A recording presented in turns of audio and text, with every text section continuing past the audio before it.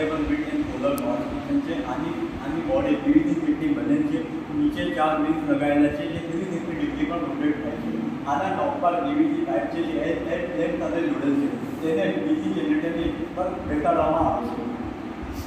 આ ડીસી જનરેટરને ફરવા માટે એલઈડી લાઇટ ઓન થાય છે આની કેપેસિટી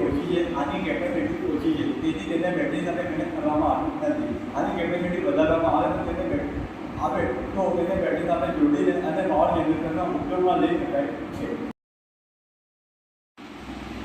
6 સોલર પેનલ છે જે 22 વોલ્ટ જનરેટ કરે છે જેનાથી આપણી બેટરી ચાર્જ થઈ શકતી નથી તેના લીધે રેગ્યુલેટર લગાવવામાં આવ્યું છે જે 22 વોલ્ટનું 12 વોલ્ટમાં કન્વર્ટ કરે છે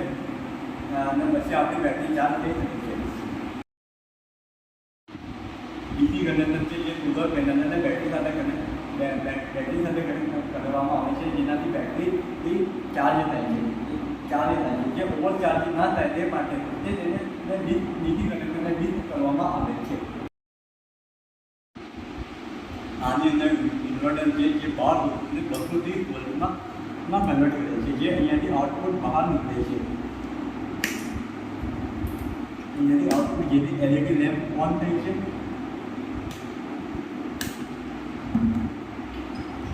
આનાથી આપણે